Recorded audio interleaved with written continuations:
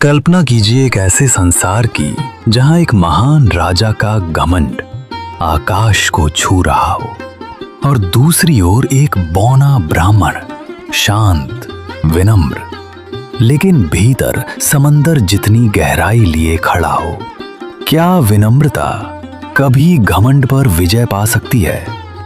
आज हम जानेंगे भगवान विष्णु के 5वें अवतार वामन अवतार की चमत्कारिक कथा, जहां एक बौने ब्राह्मण ने 3 कदमों में नाप लिया सारा ब्रह्मांड और सिखाया हमें विनम्रता की शक्ति। आइए लौटते हैं त्रेता युग की ओर, जहां राजा बलि का साम्राज्य सूर्य से भी तेज चमकता था। वो न सिर्फ धरती का बल्कि स्वर्ग का भी विजेता बन चुका था। देवता तक उसे कर अर्पित करते थे, लेकिन बलि की भक्ति सच्ची थी और उसका दिल उदार। फिर भी उस उदारता में घुल चुका था घमंड का एक बीज।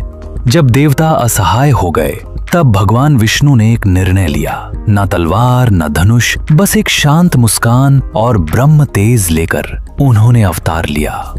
वामन, एक छोटा ब्राह्मण बालक। राजा बलि का यज्ञ शुरू हुआ। हर दिशा से ऋषि मुनि देवता और दानव एकत्र हुए। तभी सभा में प्रवेश करता है एक बाल ब्राह्मण, छोटा विनम्र, हाथ में कमंडल और मुख पर तेज। वामन। राजा बलि मुस्कुराते हुए बोले, हे ब्राह्मण, जो भी मांगना है मांग लो। वामन बोले, राजन, मुझे बस 3 पग भूमि चाहिए। मेरी ही चाल से नापी गई। सभा में हंसी गूंज उठी। राजा बोले, बस इतनी सी जमीन, ये लो। पर तभी गुरु शुक्राचार्य चेतावनी देते हैं, राजन, ये कोई साधारण ब्राह्मण नहीं, ये स्वयं विष्णु हैं। बलि ने मुस्कुराकर कहा, जो भी हो, मैंने वचन दिया है, मैं पीछे नहीं हटूंगा। तभी वामन का रूप बदलने लगा, उनका शरीर बढ़ने लगा। पहला कदम धरती पार, दूसरा कदम आकाश को लांघता हुआ ब्रह्मांड तक। सभा स्तब्ध। तीसरे पग के लिए स्थान नहीं बचा।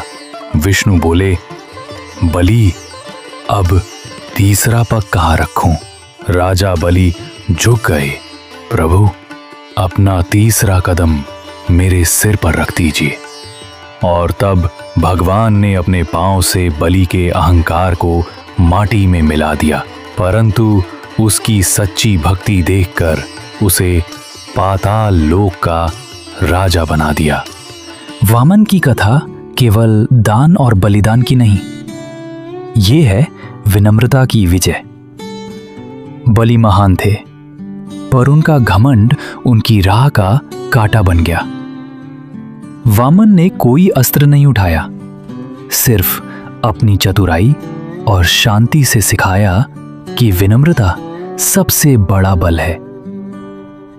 हमारे जीवन में भी कई बार हम सब कुछ जानते हैं का घमंड पाल लेते हैं, लेकिन जब हम सीखने को तैयार होते हैं, झुकते हैं, तभी हमें सच्चा ज्ञान और सामर्थ्य प्राप्त होता है।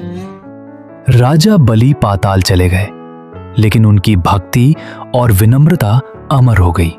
देवताओं ने स्वर्ग पुनः प्राप्त किया और धरती पर धर्म की गूंज फिर से सुनाई दी।